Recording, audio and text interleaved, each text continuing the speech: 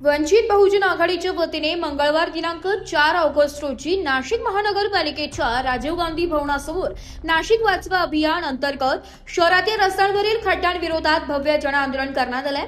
या आंदोलनाचे नेतृत्व सामाजिक कार्यकर्ते तथा साई धनवर्ष संस्थेचे संस्थापक संजय देशमुख यांनी केले। नाशिक वाचवा जीव वाचवा अशी घोषणा देत आंदोलनकर्त्यांनी शहरातील धोकादायक खड्ड्यांमुळे वाढणाऱ्या अपघातांबाबत प्रशासनाचं लक्ष वेधलंय। रस्त्यांवरील प्रत्येक खड्डा नागरिकांच्या जीवाशी खेळत असून अनेक निष्पाप नागरिकांना जीव गमवावा लागल्याचा आरोप आंदोलनकर्त्यांनी केलाय। या आंदोलनाला आम आदमी पक्षाच्या नाशिक शहर पदाधिकाऱ्यांनी सक्रिय सहभाग घेत पाठिंबा दर्शविलाय। विविध सामाजिक कार्यकर्ते व नागरिक मोठ्या संख्येने उपस्थित होते। यावेळी संजय देशमुख म्हणाले की नाशिक शहरातील रस्त्यांची दुरवस्था गंभीर बनली असून प्रशासन केवळ बघ्याची भूमिका घेत आहे।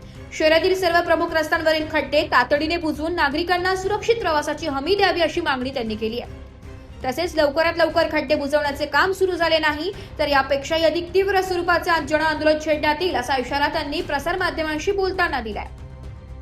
या आंदोलनाद्वारे शहरातील रस्ते सुरक्षित खड्डेमय मुक्त आणि सुरक्षित करण्यासाठी प्रशासनाने तातडीने ठोस पावले उचलावीत अशी मागणी आंदोलनकर्त्यांनी केली आहे। या खड्डेमय नाशिकच्या रस्त्यांमध्ये जवळजवळ 5 ते 7 बळी आतापर्यंत गेले। शेकडो लोक आजही हॉस्पिटलला जखमी आहे। मी पालकमंत्र्याला या निमित्ताने हेच सांगू शकतो की तुम्ही जेव्हा एखादा आमचा नागरिक दगावतो त्याला तुम्ही 5 लाख 10 लाख रुपये देता। मी पालकमंत्र्याला आव्हान देतो, नाशिककरांकडनं 1 कोटी रुपये मी पालकमंत्र्याला देतो, फक्त खड्ड्यात पडून दाखव। तेव्हा यांना जाग येईल, यांना समजेल काय त्रास होतो। आणि हा ट्रेलर आहे।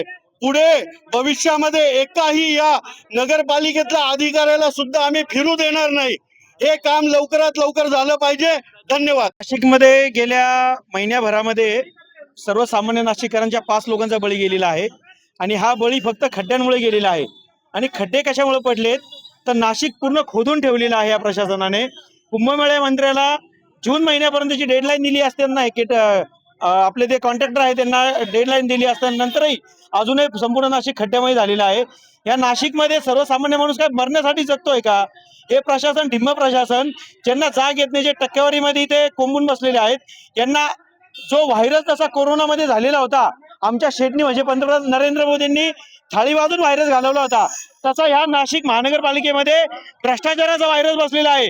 आणि तो व्हायरस आम्ही थाळी वाजवून घालवण्याचा प्रयत्न करतोय का? तर आमचे जे 5 लोक इथे मरण पावलेले आहे त्या 5 लोकांना मोबदला काय देतात तुम्ही? 10 लाख रुपये। अरे लाज वाटली पाहिजे तुम्हाला। 35,000 कोटीचा निधी तुम्ही लाटून घेतलेला आहे, नाशिककरांना खड्ड्यामध्ये लोटलेला आहे।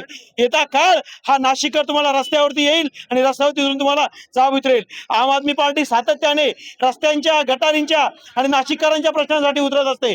आज आम आदमी पार्टीच्या वतीने नाशिक महानगरपालिकेच्या समोर हे थाळीनाद आंदोलन केलेलं आहे आणि लवकरात लवकर तुम्ही खड्डे बुजवा, अन्यथा थाळीमध्ये आम्ही भीक मागून ते भीक तुमच्या दालनामध्ये आणून टाकू आम्ही। ब्युरो रिपोर्ट नाशिक लोकशाही न्यूज नाशिक।